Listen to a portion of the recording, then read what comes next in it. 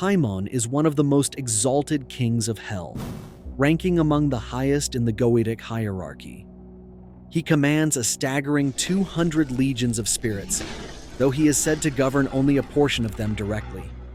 He typically appears as a regal man with a noble face, crowned and riding a dromedary, a one-humped camel, often accompanied by a host of musicians sounding trumpets or cymbals. His voice is said to be loud and commanding, though it may not always be immediately intelligible without magical interpretation. Summoners must wear a crown and maintain a respectful demeanor, as Paimon is sensitive to respect and hierarchy, but he is highly obedient to those who summon him. However, Paimon does not concern himself with healing or medicine. That falls under the domain of Buer. Buer is a president of hell who commands 50 legions of spirits and is known for his deep knowledge of moral philosophy, logic, and herbal medicine. He appears as a lion's head surrounded by 5 symmetrical legs arranged like spokes on a wheel, allowing him to move in any direction. This unique form symbolizes balance, adaptability, and the reach of his wisdom. Unlike more destructive demons, Buer's powers are constructive. He teaches ethics, cures diseases, and shares the healing properties of plants.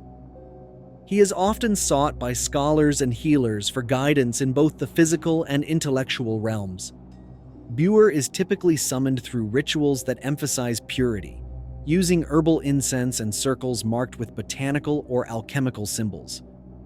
But if you were interested in the movements of the stars and their hidden influence, you would turn to Marax instead. Marax is a powerful president and Earl of Hell who commands 30 legions of demons. He appears as a wise, lion-headed man riding a massive bull, often surrounded by glowing astrological charts and blooming herbs. He is most valued for his deep knowledge of astronomy and herbs, making him an ideal guide for practitioners who blend celestial wisdom with natural healing. Marax teaches the connections between planetary movements and the properties of plants, showing how the stars influence both physical health and spiritual balance. His teachings are rooted in the belief that the heavens mirror and govern the natural world. Summoning Marax often involves aligning the ritual with specific lunar phases or planetary hours, and incorporating herbal offerings and star sigils into the circle. But what if you wanted to be more logical, or to learn the art of invisibility? For that, you would turn to Foras. Foras is a powerful president of hell, commanding 29 legions of demons. He typically appears as a strong, wise man, often robed and holding objects associated with alchemical or botanical study, such as herbs, crystals, or scrolls. He is renowned for his mastery over logic, herbalism, the properties of precious stones, and the mystical art of invisibility. His presence is calm and commanding, and he speaks with clarity and reason. Foras can make men invisible and teach rhetoric, ethics, and the healing arts. This makes him highly useful to summoners who value intelligence and precision. Summoners use obsidian, clear quartz, or moonstone when performing rituals to call on Foras. But here's a secret. Foras might teach you how to disappear, but Furcas teaches you how to think. Furcas is a knight of hell, widely respected for his clarity of mind and strict adherence to reason. He appears as an austere, bearded old man, robed and riding a great black horse, often carrying a long, pointed weapon, either a spear or staff. His expression is serious, reflecting his role as a spirit of discipline and thought.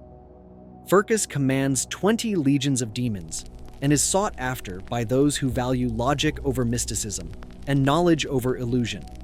He specializes in philosophy, logic, and astronomy, and his teachings are academic in nature. Summoners often surround themselves with books, scrolls, and celestial charts to attune to his energy. But while Furcas grounds you in logic and philosophy, he won't tell you how the stars shape your destiny. That's where Orias comes in. Orias is a powerful Marquis of Hell, commanding 30 legions of demons.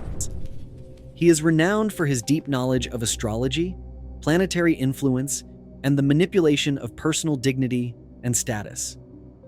Orias typically appears as a man riding a strong and noble lion, often holding a serpent in his right hand, a symbol of power, wisdom, and transformation. He is especially known for his ability to grant titles, transform appearances, and win favor from those in positions of power. This makes him a favored ally for those navigating courtly politics or seeking social ascent.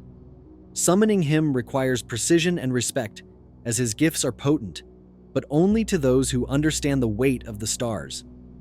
If Orias maps the skies, Stolas shows you what's hidden within them and what they've been guarding all along.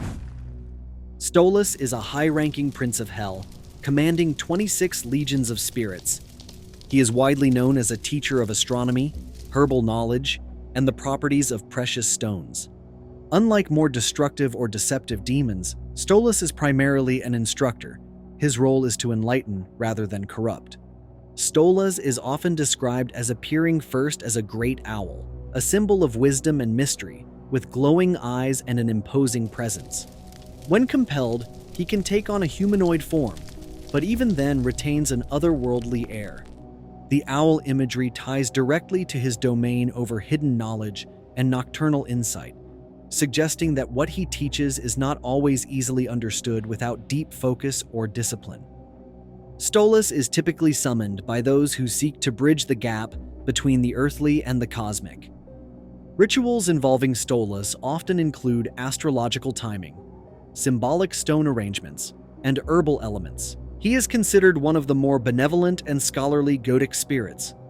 This is in contrast to Amy, the demon that arrives with fire, literally. Amy typically appears first as a flaming fire, a manifestation of his energetic and illuminating nature. Upon request, he takes on a human form. He is described as serious and scholarly. Despite his demonic status, Amy is said to be loyal and truthful to skilled summoners. In some legends, he expresses a desire to return to the seventh throne of heaven from which he fell. Amy teaches astrology and liberal sciences, including mathematics and geometry. To summon Amy effectively, rituals typically involve intricate geometric patterns, astronomical calculations, and mathematical symbolism. He is nothing like the next demon on the list, who steps in with violence and a taste for destruction. Glasya-Lobalas is a formidable president of hell, commanding 36 legions of spirits. Some traditions suggest he can transform into a human form upon request, but even then, his presence is intense and unsettling. He is one of the most paradoxical figures in the Ars Goetian. He is known as both a prophet and a provocateur. He's a demon who can reveal the deepest truths of the past and future, yet also incite bloodshed, conflict, and betrayal with terrifying ease. His dual nature makes him incredibly powerful, but dangerously unpredictable, as he offers clarity laced with chaos. Glasya-Lobalas is also credited with teaching the art of murder, invisibility, and occult knowledge. He is a spirit of brilliant insight, wrapped in volatile energy, often giving more than the summoner bargained for. Glasya-Lobalas may show you the future through fire and blood, but Vassago sees just as far without the violence. Vassago is a powerful prince of hell. While he does not command a fixed number of legions like some of his infernal counterparts, his authority lies in knowledge rather than brute force. Vassago appears as a solemn, cloaked figure with shadowed or clouded eyes, exuding an air of quiet mystery and truth. His form human-like, reflecting his role as a seeker of lost knowledge and seer of hidden things. He is renowned for his ability to uncover lost or hidden objects, reveal secrets of the past, and foretell the future with a rare degree of accuracy. Among summoners, he is considered one of the more truthful and approachable demons, valued for his clarity and lack of deception. Here's the thing. Vassago may help you find what's been forgotten, but this next demon shows you what's already forming in your mind. Ipos is a mighty earl and prince of hell. He commands 36 legions of demons. He typically appears as a hybrid creature with the body of an angel, the head of a lion, and the tail of a hare, sometimes with the addition of goose-like feet. His lion's head speaks to his commanding presence and keen judgment, while his angelic body hints at a fallen nobility. Ipos is known for his insight into human nature. He possesses the power to reveal hidden thoughts, grant sharp wit, and foretell the fate of individuals. Ipos speaks with clarity and directness, often giving blunt truths rather than riddles. For those who know, Ipos uncovers your inner world, but Ronove equips you to speak it into existence. Ronove is a Marquis and Great Earl of Hell, commanding 20 legions of spirits. He is known for his mastery of rhetoric, languages, and persuasion. He is often summoned to teach eloquence and win favor in the eyes of others. He typically appears as a shadowy figure bearing a staff or banner, with a face that shifts between a kindly scholar and a sly trickster. His form may include sharp teeth or a demonic grin, hinting at his cunning nature beneath the surface of refinement. Ritual summoning includes spoken chants, written languages, and symbolic representations of communication.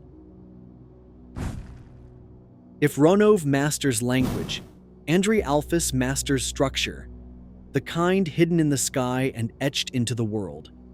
Andrealphus is a Marquis of Hell, ruling over 30 legions of demons.